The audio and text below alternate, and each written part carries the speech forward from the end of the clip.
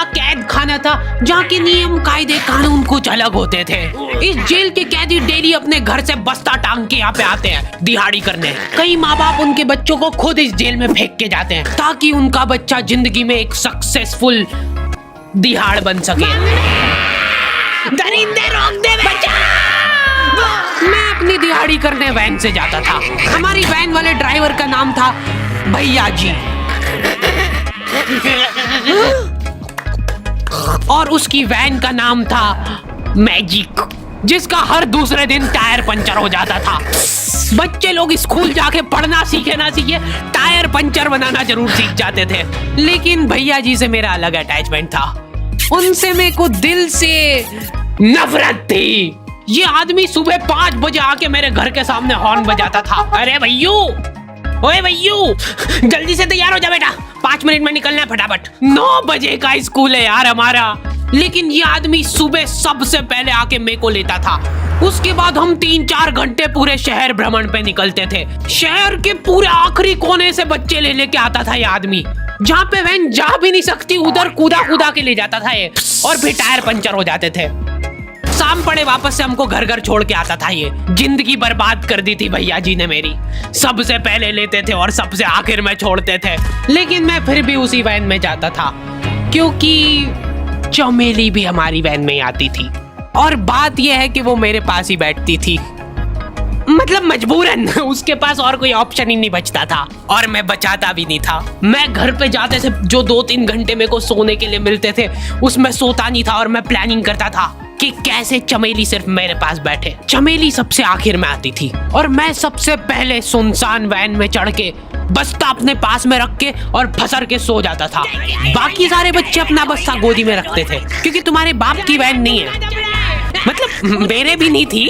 पर मेरे ऊपर भैया जी को तरस आ जाता था कि बेचारा 5 बजे से आया है, तो वो सोने देते थे। अरे कैसे चला रहा है ये गाड़ी? रुक जा, गाड़ी चलाना नहीं आती क्या? देखो, आदमी इतना तभी चिढ़ता है जब उसकी जिंदगी में कोई लड़की ना हो। नहीं है ना? नहीं, मैं समझ सकता हूँ लड़की ना होने का दुख दर्द। मैं भी किसी जमाने में लड़कियों की तलाश में गली मोहल्ले भटकता था। फिर एक दिन मेरे पास से वो निकली। जैसे ही मैंने हैपन खोल के देखा उसकी आईडी मेरे फोन पे चमक रही थी। हैपन ये एक रियल लाइफ डेटिंग ऐप है। यहाँ पे तुमको वो लोग मिलेंगे जो तुम्हारे आस पड़ोस से निकले हो कभी न कभी। 100 किलोमीटर दूर रहने वाले लोगों से बात करके फायदा ही क्या जब तुम मिल ही ना पाओ। और अगर तुम्हारी घिनौनी शक्ल देख के यहाँ पे तुमसे कोई प्यार मोहब्बत नहीं भी करता है तो तुम फ्रेंडशिप तो कर ही सकते हो फिर भी।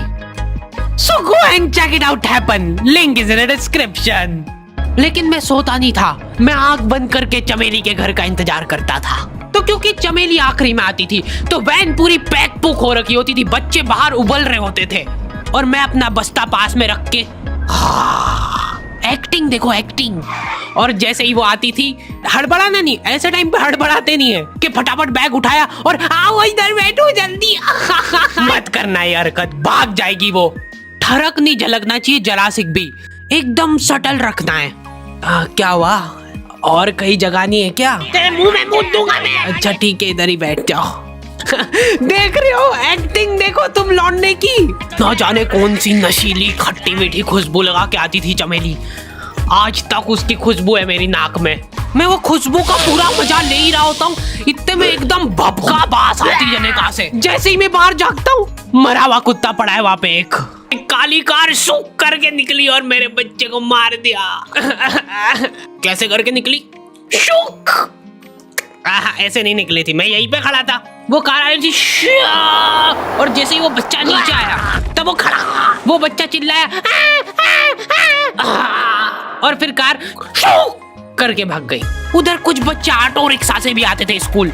ऐसा लगता था कि पूरे स्कूल के बच्चे इस एक ऑटो रिक्शा में ठूस ठूस के ले जाता है वो। ये ऑटो वाले और भैया जी दोस्त थे और अब ये बीच सड़क पे रेसिंग लगवा रहे। इनकी गाड़ियां उबला रही है बच्चों से, पर फिर भी नहीं मान रहे ये लोग। स्कूल जाके वो पीछे मुलट के देख रहा है तो एक बच्चा नहीं बचा उसके ऑटो रिक्शा में।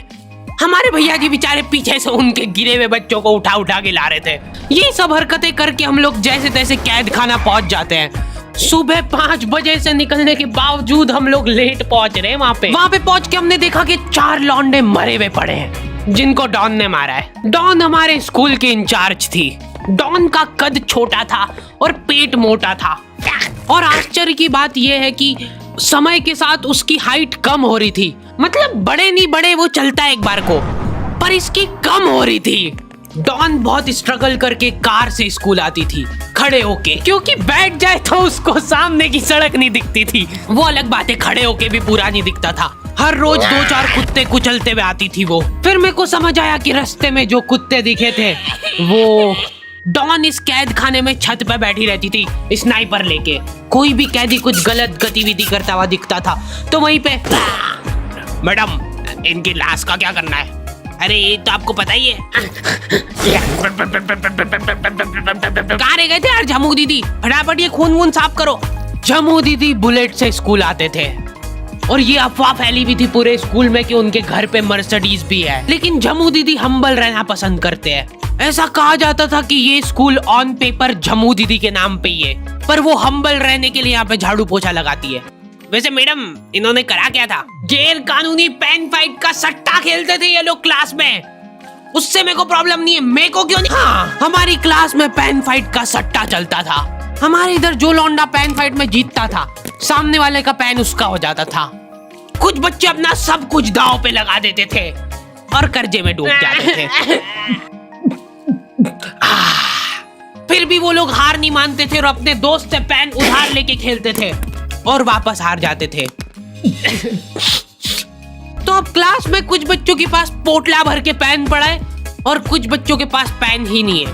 पेन इस कैद खाने की करेंसी थी। जिसके पास जितने महंगे पेन वो उतना रईस। यहाँ पे ब्लैक में पेन इधर उधर होते थे। नॉर्मल लोगों के पास होते थे 5 रुपए वाले जीफी जेल, जो कि तुम एक पन्ने पे लिखोगे तो पीछे 10 पन्ने तक छप जाएगा। और उनसे भी गए बीते लोग होते थे जो 3 रुपए वाला यूज एंड थ्रो लेके आते थे और उससे भी उनकी अच्छी राइटिंग आ जाती थी।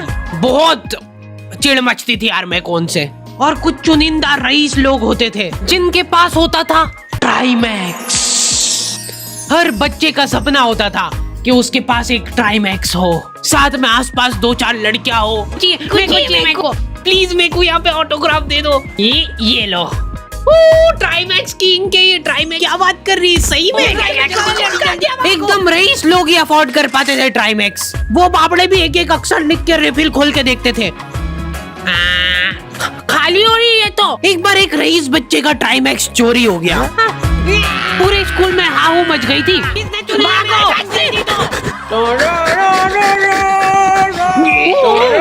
देखो, उस दिन हमको पता चला कि वो आदमी दौड़ भी सकता है। हमारे स्कूल में कुछ भी कांड हो रहा है, ये आदमी सबसे पहले दौड़ के आएगा। पूरा बैग खोल चोर, और बच्चों के बैग चेक करेगा। स्कूल वालों को भी इसकी सैलरी देते वक्त सबसे ज्यादा खर्ची है। सैलरी किस चीज की? इस आदमी की शक्ल देख के ऐसा लगता था कि ये स्पोर्ट्स की आड़ में वैन वालों के साथ मिलके बच्चों की स्मगलिंग करता है। इस महान आदमी का नाम था भूषण। इसने अपनी जांग पे टैटू करा रखा था। भू अलग जांग पे, सड़ अलग जांग पे। सर कल से खो खो खेलने के लिए कितनी बजे आना है? वो तो बैग चेक करा पहले तू। इन्होंने पूरे कैद खाने के कैदियों को लाइन से खड़ा कर दिया है। पेन हमारी क्लास के बच्चे का गुमा है और पूरे स्कूल में ढूंढ रहे हैं लोग। आखिरी में पता चलता है कि वो बच्चा घर पे भूल के आ गया था उसका पेन। सॉरी बेटा, एक फेड में मुंह देगा। ऐसे तो नमूने बच्चे थे हमारे स्कूल में, और टीचर लोग उनसे भी गए बीते थे। हमारे स्कूल में टीचरों को उनके नाम से कोई जानता ही नहीं है। बच्चों ने उनकी हरकतों के अनुसार टीचरों के नाम रखे हुए। हमारे इंग्लिश वाले टीचर का नाम था छोटा भीम। इससे चिड़चिड़ा आदमी मैंने आज तक नहीं देखा। छोटा भीम की हॉबी थी लड़कों को कूटना। उस बेचारे की हाइट छोटी थी तो बच्चे के मुंह तक उसका हाथ ही नहीं पहुंचता था। बेचारा ऊंचक उचक के मारता था, फिर भी कमर तक ही हाथ पहुंच पाता था उसका। एक पॉइंट पे मेरे को ऐसा लगने लग गया था कि उसको सैलरी लड़कों को कूटने की मिल रही है। कभी किसी बच्चे को बहुत ज्यादा मार दिया, घायल हो गया वो बेचारा, ये लो आपका एक्स्ट्रा बोनस। होमवर्क तुम्हारा बाप करेगा क्या? सर मेरे पापा मर गए, तू भी मर जा। ये लो। अरे वाह, नहीं चल रही, सांस तो नहीं चल रही है। हाँ कंफर्म कंफर्म मर चुका है ये। ओह ये लो आपका प्रमोशन हो गया है। लड़कियों से उसका अलग अटैचमेंट था। कौन सा परफ्यूम लगा के आई हो? सर थोड़ा थोड़ा दूर रहो। अरे मैं कुछ कर थोड़ी ना। भोली सी सूरत और आंखों में ठरक लेके स्कूल आ जाता था ये daily. So this means that he will jump over it and then he started ये आदमी इंग्लिश को इंग्लिश में ही ट्रांसलेट करके चल जाता था हमारी नंगी आंखों के सामने। इधर वॉशरूम में मौत का नंगा नाच मचा रखा था लॉन्डो ने। 4 लॉन्डे दिन दिन भर वॉशरूम में जाके खड़े हैं, कुछ भी नहीं कर रहे वो लोग वहां जाके। उनको बस मन की शांति मिलती है वहां जाके। अगले दिन उन चारों ने प्लानिंग करी, कुछ तो प्रोडक्टिव करते यार वहां जाके। अगले दिन वो सब पानी की बोतल लेके गए। अब वो पानी पी पी के हाथों हाथ मूत रहे हैं। और ये टीचर लोगों को प्रॉब्लम क्या है, बच्चे अगर वॉशरूम जा रहे हैं तो एक गया है तो अभी दूसरा नहीं जा सकता है। क्यों? तुम्हारे घर की लेटरिन थोड़ी ना है वो कि एक टाइम पे एक जना यूज कर सकता है। मान लो वो 2 जने अगर वॉशरूम में मिल गए तो वो क्या कर लेंगे ज्यादा से ज्यादा? भाई यहाँ का बल्ब निकाल लेते हैं ना। हाँ निकाल लो, फीस भरी अपन ने। लॉन्डो को ऐसा लग रहा है कि इन्होंने फीस भर के पूरा स्कूल खरीद लिया है। 10 लॉन्डे कॉरिडोर में छाती चौड़ी करके चल रहे हैं प्रिंसिपल के सामने। प्रिंसिपल को इग्नोर कर रहे हैं ये लोग। इनको ऐसा लग रहा है कि इन्होंने फीस भर दी है तो प्रिंसिपल इनके पैर पड़ेगी। उनमें से आधों ने फीस भरी भी नहीं है। हमारा स्कूल बिल्कुल सेफ नहीं था। हमारे वॉशरूम में चोरियां हो जाती थी यार। बल्ब चोरी करने के बाद सब लोग अंधेरे में मूत रहे एक दूसरे के जूते पे। उधर उधर कर। उसके बाद पूरे वॉशरूम में कुछ दिख नहीं रहा है चोरी करने का। तो ये लोग हाँ नल उखाड़ के ले गए। नल कौन ले जाता है? कभी वो मछली वाले साबुन चोरी हो जाते थे, कभी ये फिनाइल की सफेद गोली को माउथ फ्रेशनर समझ के खा जाते थे। भाई भाई इसको चबा मत, इसको चूस, ज्यादा देर तक चलेगी ऐसे। ठंडक हो रही भाई, ठंडक।